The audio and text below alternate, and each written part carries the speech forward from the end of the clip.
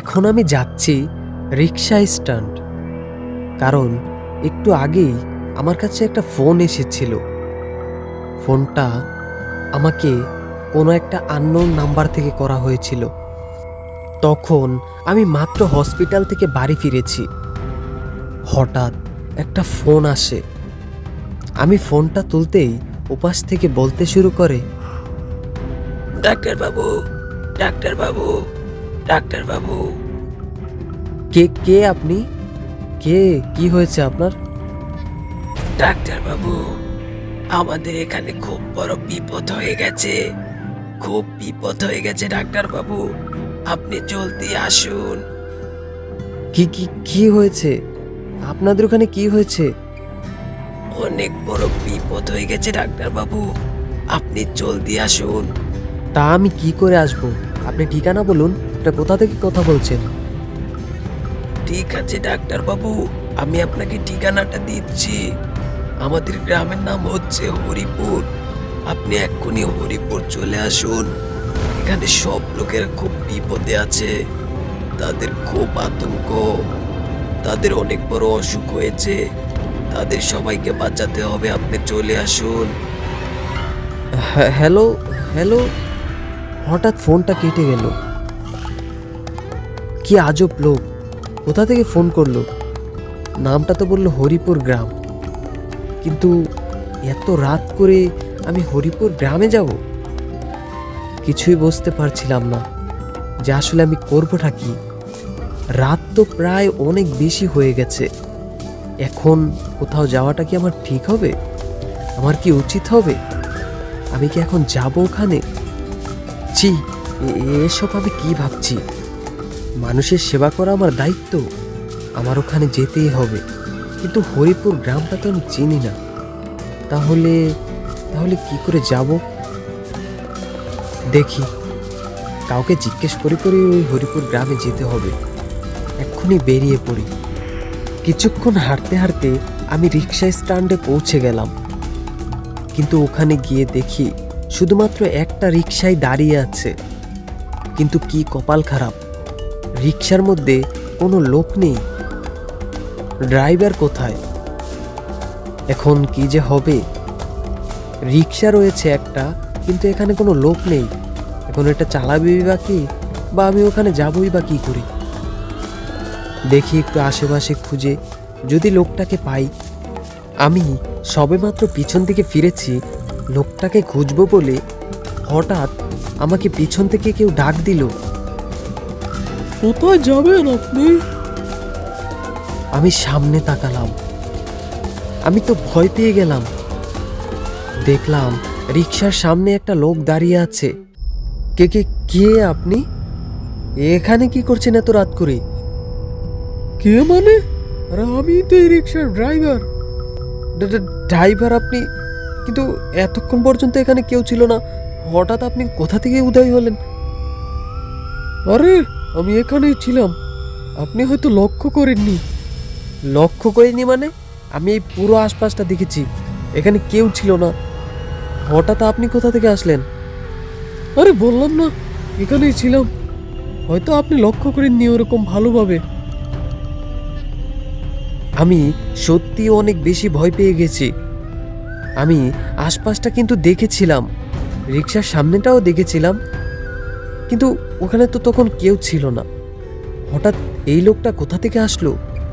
আরে কখন থেকে কি ছাইপাশ ভাবছেন বলুন তো? এখন বলুন আপনি যাবেন কোথায়? আমি যাব হরিপুর গ্রামে। হরিপুর গ্রামে? ও, ওখানে তো যাওয়াই যায়। রাত অনেক বেশি হয়ে গেছে।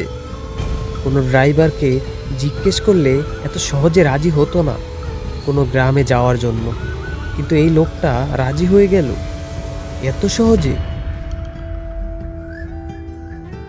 আচ্ছা, আপনি ভাড়া কত নেবেন? ভাড়া? আরে ওটা আপনি দিয়েন, আপনার মন যত চায়। আমার মন চায় মানে? আরে ড্রাইভাররা প্রথমে এইসবই বলে, এরপর জায়গা মতো নামিয়ে দিয়ে ওই বেশি ভাড়াটা চেয়ে নেয় আর কি। আরে বললাম না, আপনার যত মন চায় আপনি দিয়েন। তো আমার তো মন চাইবে 10 টাকা দিতে, ওইটা কি আপনি নিবেন? হ্যাঁ, যদি আপনার 10 টাকা দিতে ইচ্ছে করে, আপনার যদি মনে হয় ওই গ্রামে গিয়ে আমার 10 টাকা পাও না, তাহলে আপনি 10 টাকাই দিবেন। লোকটা বড়ই আজব, কিসব উল্টোপাল্টা কথা বলছে। মাথায় কি কোনো সমস্যা আছে নাকি? না আবার গাঁজা খেয়ে এসেছে মাত্র? দেখে তো গাঁজাখোরের মতোই লাগছে। আমি রিক্সার মধ্যে উঠে পড়লাম। রিক্সাটা চলতে শুরু করলো। রিক্সাটা চলাকালীন আমি লোকটাকে প্রশ্ন করলাম, আচ্ছা আপনি থাকেন কোথায়? লোকটা কোনো উত্তরই দিল না। আচ্ছা আপনার নামটা কি? এইবারও লোকটা কোনো উত্তর দিল না। বুঝলাম না, লোকটা তো আজব। একটু আগেই তো কী রকম কথা বলছিল, এখন একদম চুপ হয়ে গেল কেন? হ্যালো, আমি আপনাকে কিছু জিজ্ঞেস করছি, শুনতে পাচ্ছেন? এত কথা বলেন কেন? আমি পুরোপুরি হয়ে গেলাম। কি শুনছি আমি? লোকটার গলা যেমন চেঞ্জ হয়ে গেল, লোকটা যেন কেমন ভাবে কথাটা বলল। আমি পুরোপুরি ভয় পেয়ে গেলাম।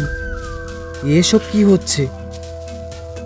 আচ্ছা আপনার গলাটা এমন লাগছে কেন? আরে কেমন লাগছে? হ্যাঁ, দেখলাম লোকটা আবার আগের মতো কথা বলছে, যেমনটা প্রথমে বলেছিল। ভাবলাম এই সব কিছু আমার মনের ভুল। অনেক বেশি চিন্তা করছি তো, তাই এরকমটা হচ্ছে। একটু পর সে রিক্সাটা দাঁড় করালো। এরপর আমাকে বলল, হরিপুর গ্রাম চলে এসেছে, এবার আপনি নামতে পারেন। ও, তাহলে এটাই হরিপুর গ্রাম? কিন্তু আমি তো গ্রামটা তেমনভাবে চিনি না, যদি আপনি আমার সাথে একটু থাকতেন। আমি কেন থাকতে যাব? লোকটার গলা আবার ওরকম অদ্ভুত হয়ে গেল। আমি বুঝতে পারছি না, আপনার গলা এরকম চেঞ্জ হয়ে যাচ্ছে কেন? আপনি কে?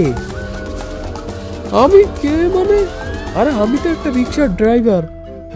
লোকটা আবার আগের মতো কথা বলতে শুরু করলো। কি সব হচ্ছে আমি কিছুই বুঝতে পারছি না।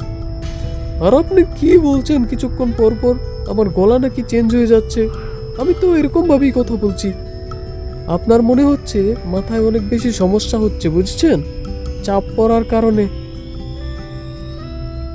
এরপর আমি রিক্সাওয়ালাটাকে ভাড়া মিটিয়ে আবার সামনের দিকে যাব, কিন্তু হঠাৎ কি যেন মনে করে আমি পিছন দিকে ফিরে তাকালাম। দেখলাম রিক্সাওয়ালাটা নেই। রিক্সাওয়ালাটা ওখান থেকে উধাও। এসব কি? আমি রিক্সার সামনে গেলাম এবং ভালো করে দেখতে লাগলাম যে লোকটা আদৌ এখানে আছে কিনা। দেখলাম লোকটা নেই। এরপর আমি যখন গ্রামের ভিতর ঢুকলাম, আমি তো পুরোপুরি ভয়ে কাতর হয়ে গেলাম। গ্রামের আশেপাশে অসংখ্য লাশ পড়ে আছে। মনে হচ্ছে এই পুরো গ্রামের মানুষ একদিনে মারা গেছে। এইটা কোনো মৃত্যুপুরী। সবগুলো মানুষ মরা, কোনো মানুষই জীবিত নয়। এসব কি? আমি কোন গ্রামে চলে আসলাম? এই গ্রাম থেকে তো আমার এখন বেরোতে হবে। পুরো গ্রামে রক্ত দিয়ে পুরো বন্যা হয়ে গেছে।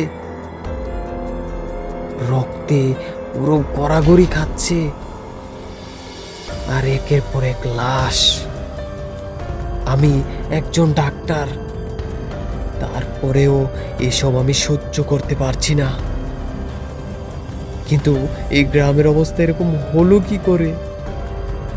আমি দৌড়ে সামনের দিকে যেতেই যাব, হঠাৎ সেই রিক্সাওয়ালাটা দেখলাম। তার কি বিভৎস রূপ, তার কি বিভৎস চেহারা। ওই রিক্সাওয়ালাটা আমাকে বলতে শুরু করলো, আমি আপনাকে এখানে এনেছি। আমি আপনাকে এখানে এনেছি। কিন্তু কেন আমাকে এখানে এনেছো কেন? আপনাকে এনেছি আমাদের সবাইকে বাঁচিয়ে তোলার জন্য। নিন ডাক্তার, আপনি আপনার কাজ শুরু করুন। আমাদের সবাইকে বাঁচিয়ে তুলুন, সবাইকে বাঁচান। এই গ্রামের সবাই মরে গেছে ডাক্তার, আপনি বাঁচান, আপনি বাঁচান ডাক্তার। আপনার তো অসীম ক্ষমতা, আপনি তো মানুষকে বাঁচাতে পারেন। নিন, আমাদেরকে বাঁচান, বাঁচান আমাদেরকে। আমি এসব কিছুই করতে পারি না, আমি তো শুধুমাত্র একটা উসিলা। আমি শুধু আপনাদের চিকিৎসা করতে পারবো, কিন্তু আপনারা সবাই তো মারা গেছেন। আমি শুধুমাত্র একটা জীবিত মানুষের চিকিৎসা করেই সুস্থ করতে পারি। কেন ডাক্তার, আমাদেরকে বাঁচাতে পারবেন না? না না, আপনারা তো মরে গেছেন, তাহলে আপনারা বাঁচবেন কি করে? না ডাক্তার, এটা বললে তো হবে না। আমাদেরকে বাঁচাতে হবে, যেভাবেই হোক আমাদেরকে বাঁচাতে হবে। আর যদি তুমি বাঁচাতে না পারো, তাহলে তোমাকে মেরে ফেলবো, মেরে ফেলবো। আমি বুঝতে পেরেছি যে আমি কোনো একটা ভূতের এলাকায় চলে এসেছি। এখান থেকে যেভাবেই হোক আমার বাঁচতে হবে। আমি দৌড়াতে শুরু করলাম। যদি বেঁচে থাকি তাহলে এমুখো আর হব না।